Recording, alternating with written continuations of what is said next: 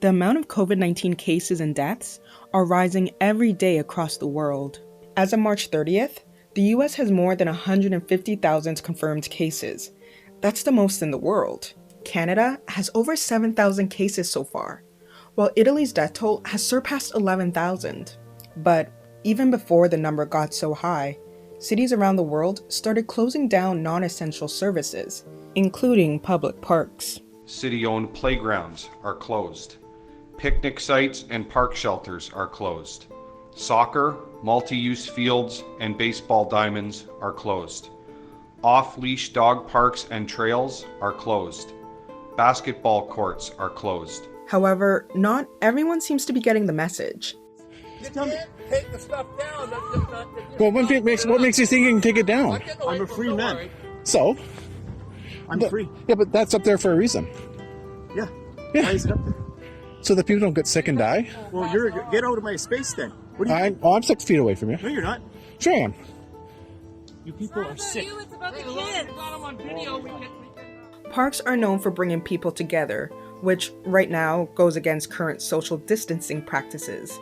But experts are more concerned about the equipment itself, suggesting they don't get cleaned very often and are therefore rife with germs. It's really important to remember that there is a risk of transmission by surfaces, and playground equipment is what we would call high-touch surfaces. So if you think about the equipment in a playground, kids are touching it all the time and very frequently and one after the other. So, swinging from the monkey bars, holding on to the chains of a swing as they swing, or, pulling themselves up the ladder of a slide. Those are really high-touch areas. And from what we know about the novel coronavirus so far, is that it has the ability to stay on inanimate surfaces for up to 3 days. So it's not just, you go to the park at, let's say you get there at 6 o'clock in the morning, oh, no one's been here all day, like certainly everything will be fine. It's not fine because somebody who's infected might have been there yesterday, the day before that, and their virus germs could still be on that equipment. Another thing to keep in mind is the fact that younger people are more likely to show little to no symptoms of COVID-19. Generally, small children don't react very strongly to COVID-19. They might have no reaction, or they might just, have what seems like a standard variety cold. And while it might not be a big deal for your kid, well, they're almost certainly going to transmit it to you if your kid goes to see the grandparents. Well, we're seeing that elderly people are much more susceptible to having severe reactions and even death. There are images all around the world of people wearing gloves and masks when they leave their homes. But having those items on at a park, while engaging in sport activities, won't stop the transmission of COVID-19. First of all, a glove is just an extension of your hand. So when we talk about gloves to protect ourselves as healthcare professionals, we're not using them over and over.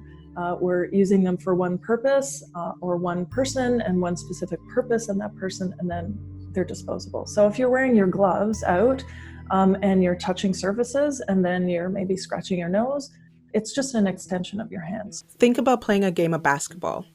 Even if you're wearing gloves and a mask, the game can get pretty sweaty. I kind of find it hard to imagine that you could play a game of basketball without bumping into anybody, having your sweat get on them, their sweat gets on you.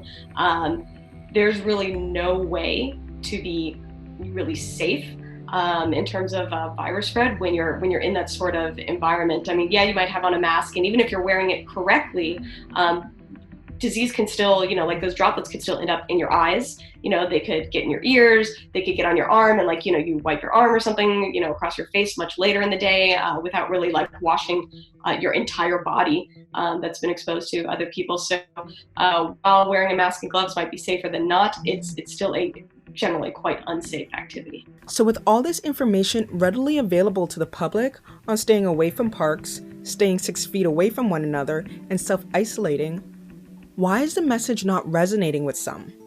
It could be because they don't see it affecting them personally. They're not personally sick that they know of. They don't know anyone who's personally sick.